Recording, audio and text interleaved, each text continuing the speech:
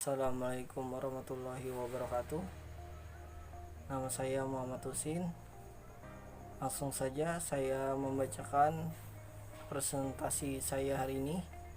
Karena tawasul tadi sudah dari kelompok saya yang pertama yang biografi, saya akan membacakan tentang pemikiran Syekh Datun Nafis.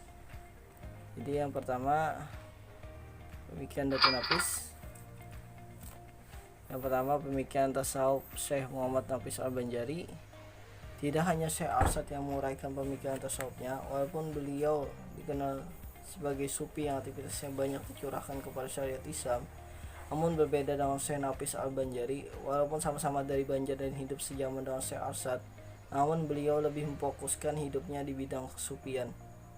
Syekh Muhammad Nafis Al-Banjari merupakan seorang sufi yang berpaham sama dengan pendapat Syekh Muhyiddin Ibnu Al-Arabi.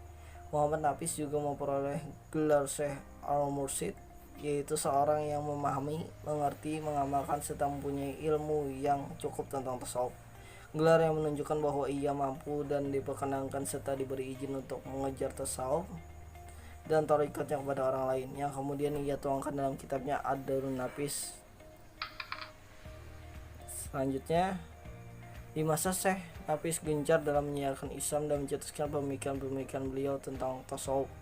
Kolonial Belanda yang pada saat itu sedang menguasai sebagian Kalimantan Selatan merasa gelisah karena dikhawatirkan lewat pemikiran-pemikiran dan pendapat Syekh Nafis yang menolak pendapat Jabariyah yang mempertahankan determinisme fatalistik akan mendorong umat Islam khususnya Kalimantan Selatan melakukan jihad dan memberontak serta melawan kolonial Belanda, sehingga karya-karya beliau sempat dilarang beredar oleh Belanda baik di kalangan masyarakat Banjar maupun di luar regional Kalimantan Selatan.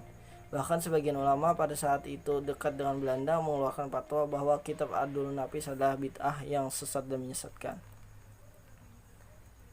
Bahwasanya menurut Hawas Abdullah, masalah dilarang kitab Syekh Nafis beredar di kalangan masyarakat itu hanyalah siasat Belanda, karena Belanda mengetahui bahwa paham sufi versi Syekh Nafis itu bisa membuat masyarakat Banjar menjadi tidak takut mati. Apalagi Belanda mengetahui bahwasanya sufi-sufi tasawuf mengajarkan anti kafir, dan artinya anti juga terhadap kolonial Belanda lantaran mereka beragama Kristen. Hawas Abdullah juga menambahkan bahwa kitab yang dikarang Syekh Nafis tidaklah sesat dan menyesatkan karena kitab tersebut telah dipelajari oleh ulama Nusantara sejak kitab tersebut diedarkan hingga saat ini. Beliau sering melakukan aktivitas dakwah berpindah-pindah. Syekh Muhammad Nafis hanya sempat mengirim sedikit kitab. Sampai sekarang hanya 2 buah kitab saja yang terlacak, yaitu Konjul Sa'adah, kitab yang berisi tentang istilah-istilah ilmu tasawuf. Kitab ini belum pernah dicetak, masih berupa manuskrip. Yang kedua, Ad-Darun Nafis, kitab yang berisi tentang pengesaan perbuatan, nama, sifat, dan zat Tuhan. Selanjutnya, perbedaan pemikiran tasawuf antara Syekh Arsyad dan Syekh Nafis.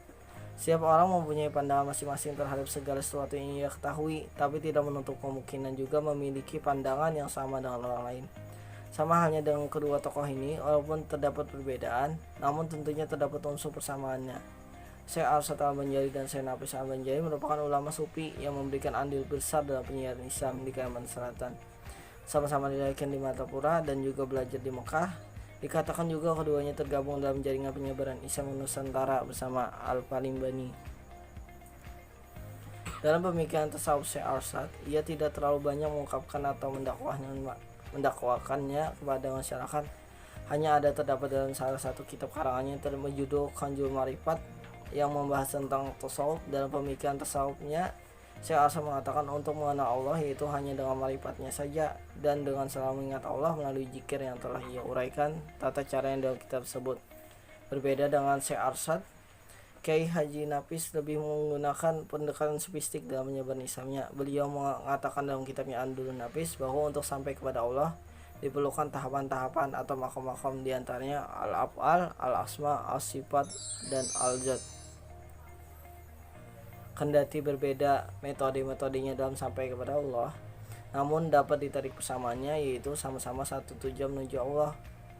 Syekh Arsyad tidak banyak mengungkapkan karena ia mengetahui dalam masyarakat masih sangat lemah sekali dalam pengetahuan Islamnya, sehingga ia lebih mengedepankan syariat yang lebih utama dibanding kesufian, dan ilmu itu hanya diperuntukkan oleh orang yang telah paham betul dengan ilmunya.